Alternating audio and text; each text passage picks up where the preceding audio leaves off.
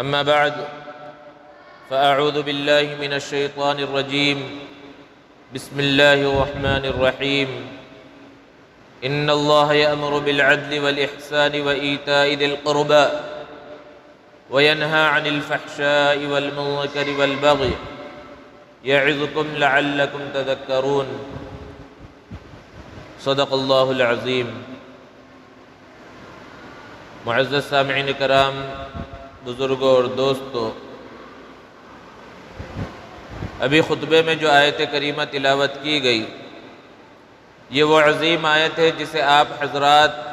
ہمیشہ جمعہ اور عیدین کے خطبوں میں سماعت فرماتے ہیں، اور جمعہ کے خطبوں میں اس کی تلاوت کا سلسلہ کوئی آج سے نہیں بلکہ اصاغر صحابہ کے زمانے سے چلا آ رہا ہے۔ اصاغر صحابہ انہیں کہتے ہیں جن کی عمر اللہ کے رسول صلی اللہ علیہ وسلم کے وفات کے وقت کم تھی، یا تو وہ کم سن تھے یا بالکل نوجوان تھے۔ حضرت عمر بن عبدالعزیز رحمۃ اللہ علیہ نے اپنے فرما رواؤں کے نام ایک فرمان جاری کیا تھا جس میں اس بات کو لکھا تھا کہ جمعہ کے خطبوں کے اندر اس آیت کریمہ کی تلاوت کی جائے۔ یہ وہ عظیم آیت ہے جس کے بارے میں مفسرین نے بیان فرمایا کہ اگر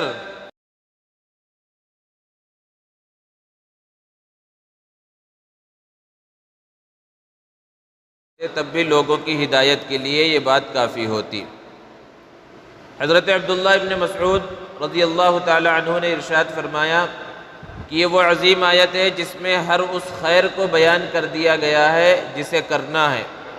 اور اس میں ہر اس شر کو بھی بیان کر دیا گیا ہے جس سے انسان کو بچنا ہے۔ غرض یہ کہ بہت عظیم آیت ہے، الفاظ مختصر ہیں لیکن معانی کا سمندر ہے، اور انقلاب پیدا کرنے والی، لوگوں کے زندگیوں کو بدلنے والی آیت ہے۔ اسی آیت کو سن کر حضرت اقسم ابن صیفی رضی اللہ تعالی عنہ نے اسلام قبول کیا تھا۔ یہ اپنے قبیلے کے سردار تھے، بہت سے لوگ ان کے ماتحت تھے۔ جب انہیں پتہ چلا کہ مکہ المکرمہ میں ایک شخص ہے جو لوگوں کو دین کی طرف بلاتا ہے، ایک نیا دین اس نے لوگوں کے سامنے پیش کیا ہے، تو انہوں نے قبیلے کے لوگوں کو جمع کیا اور کہا کہ میں اس شخص سے ملنے جا رہا ہوں، ملاقات کرنا چاہتا ہوں، میں دیکھنا چاہتا ہوں کہ وہ شخص جو باتیں کہتا ہے وہ سچی ہیں یا سچی نہیں ہیں، وہ کیسی باتیں کہتا ہے۔ لوگوں نے کہا کہ آپ ہمارے سردار ہیں، آپ کا خود جانا مناسب نہیں ہے، اپنے قبیلے کے کسی ہوشیار عقل مند آدمی کو وہاں بھیج دیجئے، وہ حالات کا جائزہ لے، ان کے نظریات کو سنیں، ان کو جانچے پرکھے، اور پھر آپ کو آ کر بتلائے، اس کے بعد آگے کا فیصلہ آپ کریں۔ اقسم ابن صیفی نے اپنے قبیلے کے دو ہوشیار لوگوں کو منتخب کیا اور انہیں بھیجا اللہ کے رسول صلی اللہ علیہ وسلم کے پاس کہ جاؤ، جا کر دیکھ کر آؤ وہ کیا کہتے ہیں، کس بات کی دعوت دیتے ہیں، کون سا پیغام لوگوں کو سناتے ہیں۔ تو جب یہ دونوں قاصد اللہ کے رسول صلی اللہ علیہ وسلم کے پاس آئے، انہوں نے کہا کہ ہم اپنے قبیلے کے سردار اقسم ابن صیفی کی جانب سے بھیجے گئے ہیں، اور ہم آپ سے صرف دو باتیں پوچھنا چاہتے ہیں۔ پہلی بات، من انت،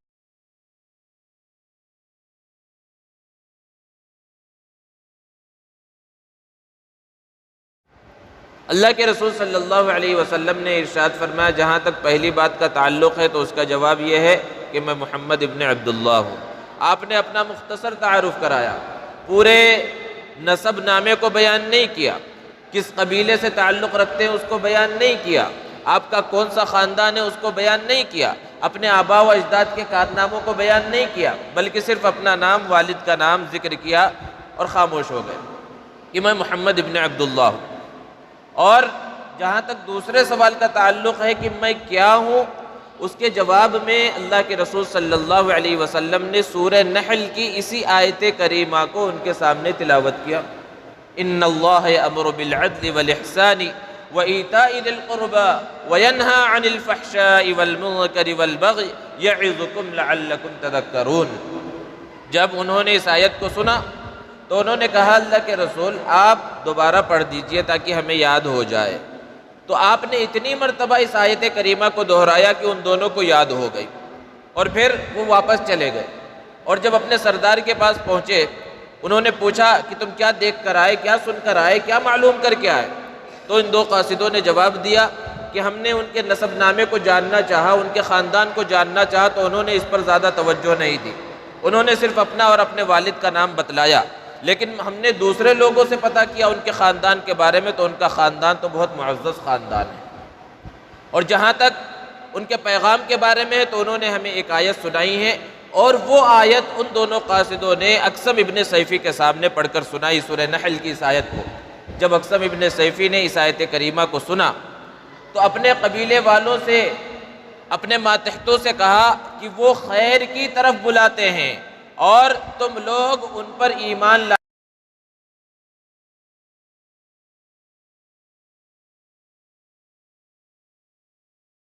اللہ کے رسول صلی اللہ علیہ وسلم سے اقسم ابن سیفی جو سردار ہیں ان کی ملاقات نہیں ہوئی، قبیلے والوں کی ملاقات نہیں ہوئی، صرف یہ آیت کریمہ ان کے پاس پہنچی ہے، خود انہوں نے اور پورے قبیلے نے اسلام قبول کر لیا ہے۔ یہ تاثیر تھی اس آیت کریمہ میں، اور یہ اثر تھا قرآن مجید کی آیتوں کے اندر،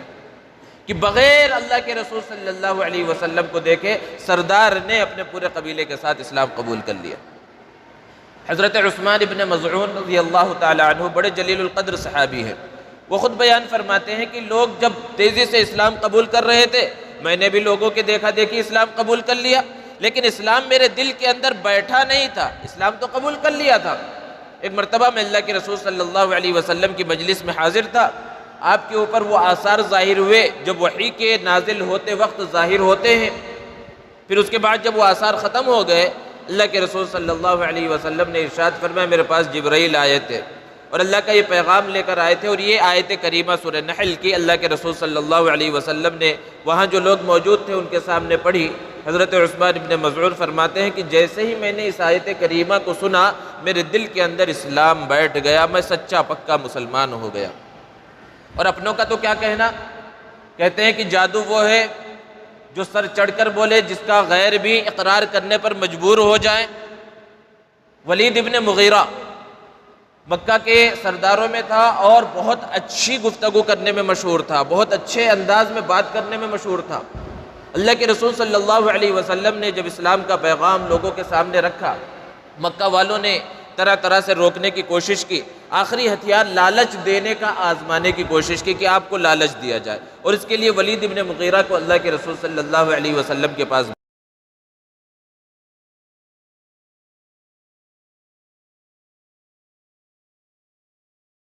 بنانے کے واسطے تیار ہیں، آپ شادی کرنا چاہتے ہیں تو آپ کی ہم شادیاں کرنے کے واسطے تیار ہیں، آپ جو چاہتے ہیں ہم آپ کو دینے کے واسطے تیار ہیں۔ خوب دیر تک وہ تقریر کرتا رہا، بولتا رہا، جب خاموش ہوا اللہ کے رسول صلی اللہ علیہ وسلم نے کچھ نہیں کہا، بس سورہ نحل کی اس آیت کریمہ کی اس کے سامنے تلاوت کر دی، ان اللہ یأمر بالعدل کی آخر تک تلاوت کی۔ جب اس نے سنا تو اس کے زبان سے یہ الفاظ نکلے، واللہ ان لہ لحلاوۃ وان علیہ لطلاوۃ،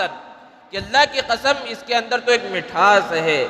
اس کے اندر بہت زیادہ مٹھاس ہے، اس کی جڑیں ہر طرف پھیلی ہوئی ہے، اس کے اندر خوشبو ہے۔ اور جب اپنے قبیلے میں پہنچا، مکہ کے سرداروں میں پہنچا، لوگوں نے اس کا چہرہ دیکھ کر ہی سمجھ لیا کہ یہ کامیاب ہو کر نہیں آیا، اور پھر اس کے بعد اس نے لوگوں سے کہا کہ وہ جو بات کہتے ہیں وہ بڑی عجیب بات ہے۔ تو یہ ایسی آیت ہے جس کا اثر اپنوں پر تو ہوا ہی، غیروں پر بھی ہوا۔ مولانا عبید اللہ سندھی رحمۃ اللہ علیہ جو مجاہد آزادی ہیں، ان کے بہت سے نظریات اور افکار سے اختلاف کیا جا سکتا ہے، اور علماء نے کیا بھی ہے، اور یہ ایسے شخص ہے اللہ رب العزت کی مرضی ہے، اللہ اسلام کا کام جس سے چاہے لے لیتا ہے، اس کے لیے خاندان کی، قبیلے واد کی کوئی حقیقت نہیں ہے۔ سکھ خاندان کے اندر پیدا ہونے والا یہ شخص اسلام کا کتنا بڑا خادم، قرآن کا کتنا بڑا خادم بنا۔ سکھ خاندان میں پیدا ہوئے، سکھ پیدا ہوئے، اور بعد میں آپ نے اسلام قبول کیا، اور اسلام قبول کیا، قرآن مجید کی خدمت کی، قرآن مجید کی تفسیر کی، اکثر زندگی جلا وطنی کے اندر گزاری۔ جب روس گئے تو وہاں پر بڑے بڑے علماء نے، موسیٰ جار اللہ جیسے بڑے عالم نے آپ کے سامنے زانوِ تلمس طے کیا۔ ترکی کے اندر 7 سال رہے، اور وہاں پر دیکھا انہوں نے ہر طرف الحاد پھیل رہا ہے، ہر طرف بے دینی پھیل رہی ہے، تو اس وقت جو ترکی کے حکمراں تھے ان کو مخاطب کر کے کہا کہ میرے پاس قرآن مجید کا ایک پیغام ہے، 40 صورتوں کا ایک خلاصہ ہے، اگر تم اس کو اپنا لوگے تو اس الحاد سے، اس بے دینی سے اور اس کفریہ نظریات سے تم بچ جاؤ گے۔ لیکن ان کے اوپر اسلام دشمنی کا بھوت سوار تھا۔ اس زمانے میں جو حکمراں تھے، مصطفیٰ کمال پاشا، جو عربوں کے دشمن، اسلام کے دشمن، مسلمانوں کے دشمن تھے، ان کے اوپر اسلام دشمنی کا بھوت سوار تھا۔ انہوں نے آپ کی اس بات کو قبول نہ کیا۔ پھر آپ ترکی سے مکہ المکرمہ آ گئے اور 12 سال تک درس و تدریس کے اندر مشغول رہے۔ اب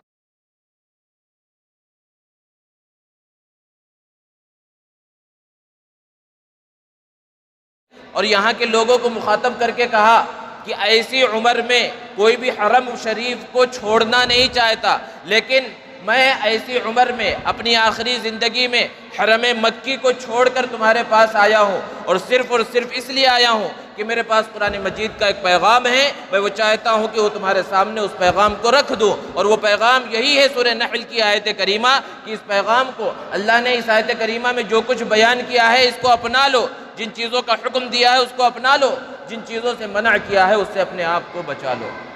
اسی لیے کہتے ہیں کہ اگر آپ سے کوئی غیر مسلم قرآن مجید کا خلاصہ پوچھے اور اسلام کا خلاصہ مختصر انداز میں وہ تفصیل میں نہ جاننا چاہتا ہو، بھئی اسلام کہتے کسے ہیں، مختصر انداز میں کوئی غیر مسلم آپ سے جاننا چاہتا ہے، تو آپ اس کے سامنے اس آیت کریمہ کی تلاوت کر دے، اس کا ترجمہ کر دے، مختصر سے اس کی تشریح کر دے، اس کے تفسیر کو بیان کر دے، تو یہ کافی ہوگا اسلام کے خلاصے کو سمجھنے کے واسطے۔ یہ اس آیت کریمہ کی عظمت ہے۔ اس کے اندر اللہ رب العزت نے 3 باتوں کا حکم دیا اور 3 باتوں سے منع فرمایا ہے۔ اللہ رب العزت نے ارشاد فرمایا ان اللہ یأمر بالعدل،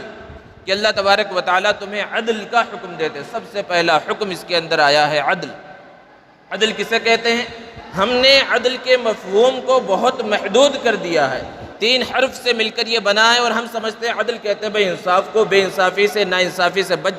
بچ جائیں تو وہ عدل ہے۔ حالانکہ اس کا ایک مفہوم ہے، اس کا دائرہ بہت وسیع ہے۔ عدل اصل میں کہا جاتا ہے جو بھی چیز ہے اس کو اس کے مقام پر رکھ دیا جائے، یہ عدل ہے۔ کسی چیز کو اس کے مقام سے، اس کی جگہ سے ہٹا دیا جائے تو عدل کے مقابلے میں جو چیز آتی ہے اسے ظلم کہا جاتا ہے۔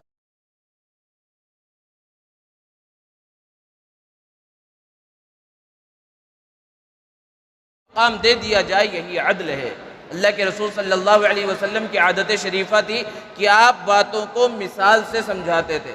علماء، اکابر، ائمہ، ان کی بھی عادتیں رہی ہیں کہ وہ مثال سے بات سمجھاتے ہیں اور مثالوں سے بات سمجھ میں آتی ہے۔ جیسے کہ پنکھا لگا ہوا ہے تو اس پنکھے کا مقام یہ ہے کہ اس کو چھت کے اوپر لگا کر رکھا جائے تو یہ کام کرے گا، اور اگر اس کو زمین پر رکھ دیا جائے اور پھر اس کے بعد اس کا بٹن دبا دیا جائے تو یہ اس کے ساتھ ظلم ہے، کیونکہ پنکھے کا جو مقام تھا اس کو وہ مقام نہیں دیا گیا۔ اسی طرح علماء مثال بیان فرماتے ہیں کہ ٹوپی ہے، ٹوپی کا ایک مقام ہے کہ اس کو سر کے اوپر رکھا جائے تو اس ٹوپی کے ساتھ عدل ہے، اور اگر کوئی بے وقوف اس کو موزوں کی طرح پیروں میں استعمال کرے تو اس ٹوپی کے ساتھ ظلم ہے۔ تو جس چیز کا جو مقام ہے اس کو وہ مقام دیا جانا، یہ عدل ہے۔ آگے بڑھ کر اور مثالیں بیان فرمائیں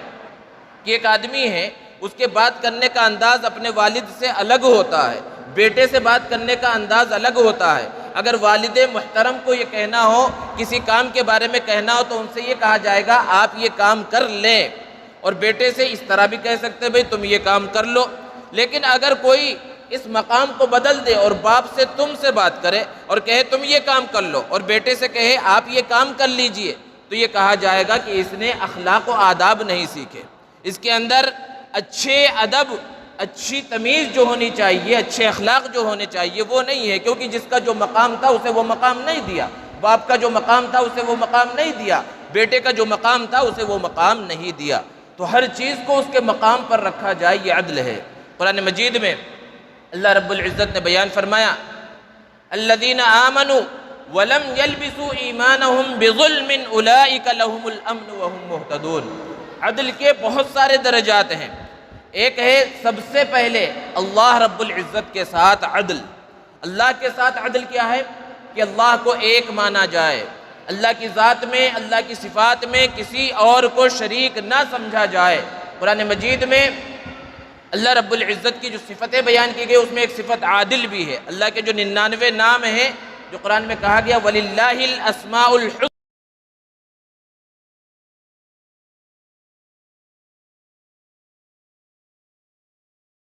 نبی کریم صلی اللہ علیہ وسلم کے جو نام ہیں آپ کے ناموں میں بھی ایک نام عادل ہے، یعنی جو صفت عدالت ہے اس کا مظہر سب سے بڑھ کر نبی کریم صلی اللہ علیہ وسلم ہے۔ تو اللہ کے ساتھ عدل یہ ہے کہ اللہ کے ساتھ کسی کو شریک نہ ٹھہرایا جائے، مشکل کشا، حاجت روا، ساری ضروریات کو پورا کرنے والا، سارے کاموں کا بنانے والا، یہ صرف اور صرف اللہ کی ذات میں منحصر سمجھا جائے، کسی اور کے لیے ان چیزوں کو ثابت نہ کیا جائے۔ تو جب یہ آیت کریمہ نازل ہوئی جس میں اللہ نے بیان فرمایا الذین آمنوا، کہ جو لوگ ایمان لے کر آئے، ولم یلبسوا ایمانہم بظلم، اور انہوں نے اپنے ایمان کے ساتھ ذرہ برابر ظلم کو نہیں ملایا، ظلم کو خلط ملط نہیں کیا، تو ان کے لیے امن ہے اور یہی ہدایت یافتہ ہے۔ جب یہ آیت نازل ہوئی بہت سے صحابہ میں چیمی گوئیاں ہونے لگی، پریشان ہو گئے۔ انہوں نے کہا کہ ہم میں سے آخر کون ہے جس سے تھوڑا بہت ظلم تو ہو جاتا ہے، کبھی گھر والوں کے ساتھ تھوڑا بہت ظلم ہو گیا، بیوی بچوں کے ساتھ ہو گیا، پڑوسیوں کے ساتھ ہو گیا، تھوڑی بہت اونچ نیچ تو ہو ہی جاتی ہے۔ جبکہ اس آیت میں کہا گیا ایمان اسی وقت مقبول ہے جبکہ ذرہ برابر بھی ظلم نہ ہو۔ گویا کہ ہم سب کا ایمان ہی مقبول نہیں ہے۔ پریشان حال اللہ کے رسول صلی اللہ علیہ وسلم کے پاس آئے اور عرض کیا اللہ کے رسول ہم میں سے کون ہے جس کے اندر تھوڑا بہت ظلم نہ ہو، تھوڑا بہت اونچ نیچ، کسی سے تیز آواز میں بات کر دی، یہ بھی ظلم کے اندر آ گیا؟ تو ایسا تو ہر ایک سے ہوتا رہتا ہے۔ اللہ کے رسول صلی اللہ علیہ وسلم نے ارشاد فرمایا تم نے اس آیت کا مطلب صحیح نہیں سمجھا، یہاں ظلم سے وہ ظلم مراد نہیں ہے بلکہ وہ ظلم مراد ہے جو حضرت لقمان نے اپنے بیٹے سے کہا تھا۔ حضرت لقمان نے اپنے بیٹے کو نصیحت کرتے ہوئے کہا تھا یا بنی لا تشرک باللہ، اے میرے پیارے بیٹے اللہ کے ساتھ کسی کو شریک مت ٹھہراؤ، ان الشرک لظلم عظیم، بے شک شرک بہت بڑا ظلم ہے۔ تو یہاں اس آیت میں جو ظلم ہے، جس ظلم کا اللہ رب العزت تذکرہ فرما رہے ہیں وہ عام ظلم نہیں ہے بلکہ یہ ظلم شرک ہے کہ اللہ کے ساتھ ایمان، اللہ پر ایمان اس طرح ہونا ہے کہ اس میں ذرہ برابر شرک نہ ہو، تب تمہیں امن ملے گا اور تم ہدایت یافتہ ہوگے۔ تو عدل کا پہلا درجہ یہ ہے کہ اللہ کے ساتھ عدل کیا جائے۔ عدل کا دوسرا درجہ یہ ہے کہ انسان اپنے آپ کے ساتھ عدل کرے، اپنے ذات، اپنے نفس کے ساتھ عدل کرے۔ اسی لیے اپنے نفس، اپنے ذات کے ساتھ عدل کیا ہے کہ انسان کو اللہ رب العزت نے جو یہ قیمتی زندگی اور یہ بدن، یہ جسم جو دیا ہے اس کو نقصان نہ پہنچائے۔ اسی لیے اسلام کے اندر خودکشی کرنا جائے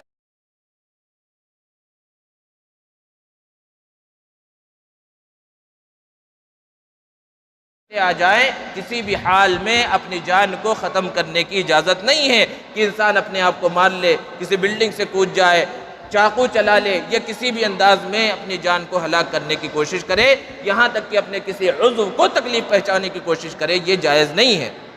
اسی لیے اللہ کے رسول صلی اللہ علیہ وسلم نے ارشاد فرمایا وَإِنَّ لِجَسَدِكَ عَلَيْكَ حَقًّا، تمہارے بدن کا تمہارے اوپر حق ہے، وَإِنَّ لِعَيْنِكَ عَلَيْكَ حَقًّا، تمہاری آنکھوں کا بھی تمہارے اوپر حق ہے، تمہارے گھر والوں کا تمہارے اوپر حق ہے۔ یہ ساری تفصیل اللہ کے رسول صلی اللہ علیہ وسلم نے بیان فرمائی۔ جب چند صحابہ نے یہ چاہا، یہ ارادہ کیا کہ وہ ہمیشہ عبادت میں لگے رہیں گے، رات بھر تہجد پڑھیں گے، عبادت کریں گے، شادی بیاہ سے بھی دور رہیں گے، تو اس وقت اللہ کے رسول صلی اللہ علیہ وسلم نے یہ باتیں بیان فرمائی تھی کہ ایسے اسلام اس چیز کو پسند نہیں کرتا کہ اس انداز میں زندگی گزاری جائے۔ تمہارے جسم کا تمہارے اوپر حق ہے کہ ہمیشہ عبادت نہیں کرنی ہے، اپنے جسم کو آرام بھی دینا ہے، اپنی آنکھوں کو آرام دینا ہے، اپنے سارے اعضاء کو آرام دینا ہے۔ تو دوسرا جو درجہ ہے عدل کا وہ اپنے اعضاء کے ساتھ، اپنے جسم کے ساتھ، اپنے نفس کے ساتھ عدل ہے۔ عدل کا ایک درجہ اور ہے کہ سارے انبیاء کرام علیہم السلام کے ساتھ عدل۔ قرآن مجید میں اللہ رب العزت نے بیان فرمایا تِلْكَ الرُّسُلُ فَضَّلْنَا بَعْضَهُمْ عَلَى بَعْضٍ، کہ انبیاء اور پیغمبروں کی تعداد تو بہت زیادہ ہے، 1,24,000 انبیاء کرام علیہم السلام آئے، اور حضرت آدم علیہ السلام سے یہ سلسلہ شروع ہوا اور ہمارے اور آپ کے آقا محمد عربی صلی اللہ علیہ وسلم پر اس سلسلے کا اختتام ہوا۔ سارے انبیاء میں سب سے اعلیٰ، سب سے افضل مقام و مرتبہ ہمارے اور آپ کے آقا محمد عربی صلی اللہ علیہ وسلم کا ہے۔ قرآن مجید یہ کہہ رہا ہے کہ انبیاء میں فرق مراتب ہیں، سب کا درجہ ایک جیسا نہیں ہے، درجوں میں مرتبوں میں فرق ہے، لیکن نبی کریم صلی اللہ علیہ وسلم نے یہ بیان فرمایا کہ تم میری تعریف اس طرح نہ کرو کہ اس سے کسی دوسرے نبی کی تنقیص لازم آتی ہو، ایسا محسوس ہوتا ہو کہ جس سے کسی دوسرے نبی کی عزت کے اندر کمی آ گئی۔ چند لوگ ایک جگہ پر بیٹھے تھے، حضرت یونس علیہ السلام کے زمانے کا تذکرہ چل نکلا، تو اس وقت کسی کی زبان سے یہ الفاظ نکلے کہ اگر اس زمانے میں ہمارے نبی موجود ہوتے تو ایسے حالات نہ ہوتے۔ اللہ کے رسول صلی اللہ علیہ وسلم کو جب یہ بات پتہ چلی، آپ صلی اللہ علیہ وسلم نے ارشاد فرمایا تم ہرگز مجھے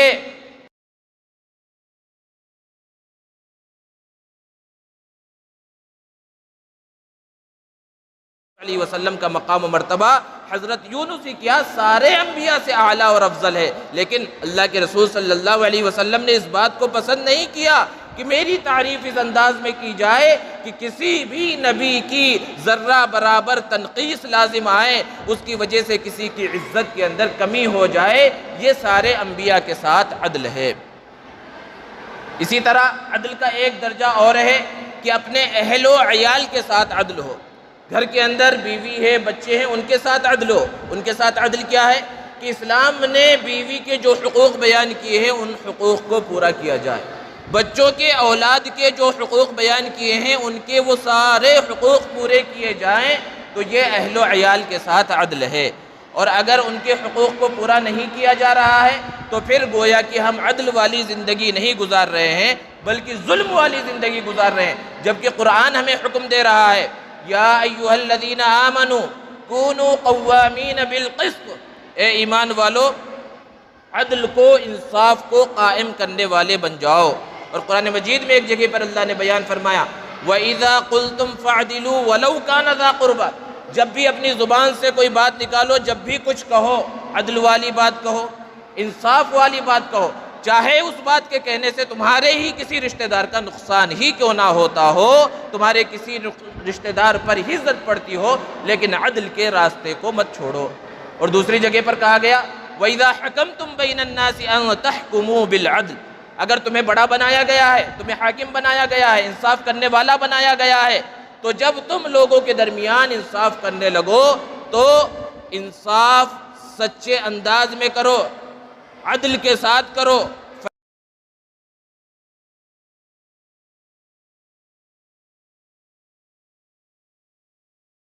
تم نے ظلم اختیار کر لیا، تم ظالم بن گئے۔ اللہ کے رسول صلی اللہ علیہ وسلم کی حیات طیبہ دیکھیں، سراپا عدل ہے۔ اور کیسا عدل کیا اللہ کے رسول صلی اللہ علیہ وسلم نے۔ چند یہودی اللہ کے رسول صلی اللہ علیہ وسلم کے پاس آئے اور انہوں نے کہا کہ ہمارا ایک جوڑا زناکاری کے اندر پکڑا گیا ہے، آپ بتائیے انہیں کیا سزا دی جائے۔ اللہ کے رسول صلی اللہ علیہ وسلم نے ارشاد فرمایا چونکہ تم لوگ مسلمان نہیں ہو،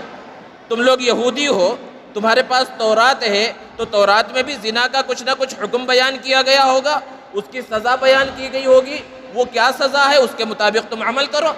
تو انہوں نے کہا کہ ہمارے تورات کے اندر زنا کی یہ سزا بیان کی گئی ہے کہ جب کسی سے زنا سرزد ہو جائے تو اسے گدھے کے اوپر بٹھا دیا جائے، اس کے چہرے پر کالک پوت دی جائے اور اس کو محلے کے اندر گھما دیا جائے، یہ اس کی سزا ہے۔ حضرت عبداللہ ابن سلام رضی اللہ تعالیٰ عنہ جو پہلے یہود کے بڑے علماء میں تھے، اسلام قبول کر لیا تھا، وہ موجود تھے، انہوں نے کہا اللہ کے رسول یہ سب جھوٹ بول رہے ہیں،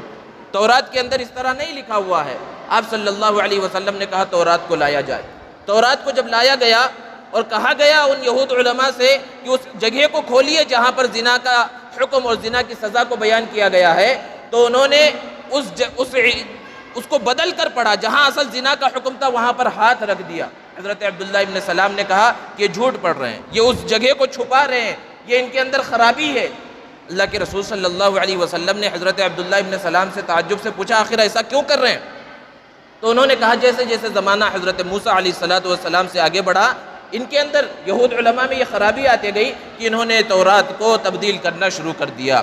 اور اس انداز میں تبدیل کیا کہ اگر زناکاری کے اندر عام لوگ پکڑے جاتے، غریب طبقہ پکڑا جاتا، تب تو انہیں رجم والا حکم جو تورات میں بیان کیا گیا کہ پتھر مار مار کر زناکار کو ہلاک کر دیا جائے، اس حکم کو اس کے اوپر نافذ کر دیتے۔ اور اگر بڑے درجے کا کوئی پکڑا جاتا، حاکموں میں سے کوئی پکڑا جاتا، حاکم کے رشتہ داروں میں سے کوئی پکڑا جاتا، تو پھر اس کے اوپر یہ حکم نافذ نہیں کرتے، اس پر دوسرا حکم نافذ کرتے کہ اسے گدھے پر بٹھا دیا جائے، یعنی اس کی زندگی کو بچا لیا جاتا۔ اللہ کے رسول صلی اللہ علیہ وسلم نے فرمایا یہ تو عدل کے خلاف بات ہے، اور وہاں پر عدل کو آپ نے قائم کیا اور جو اصل حکم تھا اس کو نافذ کیا۔ اللہ کے رسول صلی اللہ علیہ وسلم کے پاس ایک مقدمہ آیا، فاطمہ نامی ایک عورت، فاطمہ مخزومیہ، قبیلہ بنو مخزوم سے تعلق رکھنے والی عورت کی چوری کا واقعہ ہے، چوری ثابت ہو چکی ہے۔ لوگوں نے چاہا کہ اس کے ہاتھ کو کاٹنے سے بچا لیا جائے، بڑے بڑے لوگ سفارش کر رہے ہیں۔ اللہ کے رسول صلی اللہ علیہ وسلم نے ارشاد فرمایا یہ عدل نہیں ہے، اگر محمد کی بیٹی فاطمہ بھی چوری کے اندر پکڑی جائے تو اسے بھی وہ سزا دی جائے گی جو سزا قرآن نے بیان کی ہے۔ یہ عدل ہے۔ اللہ کے رسول صلی اللہ علیہ وسلم نے اس عدل کو کر کے دکھلایا۔ غزوہ حنین کا موقع ہے، بڑی فتح حاصل ہوئی، بہت سا مال غنیمت حاصل ہوا۔ اللہ کے رسول صلی اللہ علیہ وسلم نے وہ مال غنیمت صحابہ میں تقسیم کیا، لیکن بہت سے سردار تھے جو نئے نئے مسلمان ہوئے تھے۔ اللہ کے رسول صلی اللہ علیہ وسلم نے عام مسلمانوں، عام صحابہ کے مقابلے میں انہیں بہت زیادہ عطا کیا، بہت بڑی مقدار میں مال غنیمت انہیں دیا۔ ایک شخص روایتوں کے اندر ہے کہ وہ منافق تھا، اللہ کے رسول صلی اللہ علیہ وسلم کے سامنے اس کی جرأت ہوئی، زبان سے اس کے الفاظ نکلے کہ اللہ کے رسول صلی اللہ علیہ وسلم آپ انصاف نہیں کر رہے ہیں۔ اللہ کے رسول صلی اللہ علیہ وسلم کو بڑی تکلیف ہوئی۔ آپ صلی اللہ علیہ وسلم نے ارشاد فرمایا کہ اگر میں انصاف نہ کروں گا تو پھر کون انصاف کرے گا؟ اللہ کے رسول صلی اللہ علیہ وسلم سے بڑھ کر عادل کون ہے؟ اللہ کے رسول صلی اللہ علیہ وسلم کے ناموں میں سے اسی لیے ایک نام عادل بھی ہے۔ حضرت عمر فاروق رضی اللہ تعالیٰ عنہ کی حیات طیبہ اٹھا کر دیکھیں کس طرح عدل اور عدل کے تقاضے کو پورا کیا۔ حج کے موقع پر ہر سال ایک دربار لگاتے اور پوری دنیا سے لوگ آتے، ان کے سامنے آپ کا یہ اعلان ہوتا کسی کا میرے اوپر کوئی حق ہے، کسی پر میرا کوئی حق ہے، کوئی کچھ بھی میرے حاکموں کے بارے میں، میرے گورنروں کے بارے میں کوئی کچھ بھی شکایت کرنا چاہتا ہے کھلے عام وہ شکایت کر سکتا ہے، کسی کے اوپر روک ٹوک نہیں ہے۔ اسی لیے لوگوں کو یہ ہمت تھی کہ آپ منبر رسول کے اوپر کھڑے ہوئے ہیں، ایک شخص سوال کرنے کے واسطے وہاں پر کھڑا ہوتا ہے، اور سوال کیا کرتا ہے کہ جو مال غنیمت حاصل ہوا تھا، ہمیں جو چادریں ملی تھی اس چادر کے اندر کپڑا اتنا نہیں تھا کہ ہمارا پورا ایک جوڑا تیار ہو جاتا، لیکن آج ہم دیکھ رہے ہیں کہ آپ جمعہ کا خطبہ دینے کے واسطے یہاں تشریف لائے ہیں اور آپ پورا مکمل جوڑا اسی کپڑے کا پہنے ہوئے ہیں، آپ نے کیا زیادہ ایک چادر زیادہ لے لی تھی؟ آپ نے فرمایا آپ کا اعتراض اور آپ کا سوال بالکل صحیح ہے، اس کا جواب میرے فرزند عبداللہ دیں گے۔ حضرت عبداللہ ابن عمر کھڑے ہوئے اور انہوں نے عرض کیا کہ میرے حصے میں بھی چادر آئی تھی، لیکن چونکہ میرے والد کا جوڑا مکمل نہیں ہو رہا تھا اس لیے میں نے اپنی چادر بھی ان کے حوالے کر دی تھی۔ یہ اس سے بڑھ کر عدل کیا ہوگا؟ آج دیکھیے عدل کے تقاضے کو کس طرح پامال کیا جا رہا ہے، عدل کا نام و نشان ہی مٹ گیا ہے، جس طرح چاہے ظلم کیا جائے۔ تو عدل کے تقاضے کو جب پورا کیا جائے گا تو اس کے بعد ہر طرف امن ہوگا، سکون ہوگا۔ اللہ رب العزت سے دعا ہے اللہ تبارک و تعالی ہم سب کو عدل کے تقاضے کو پورا کرنے کی توفیق عطا فرمائے۔ وآخر دعوانا الحمد للہ رب العالمین۔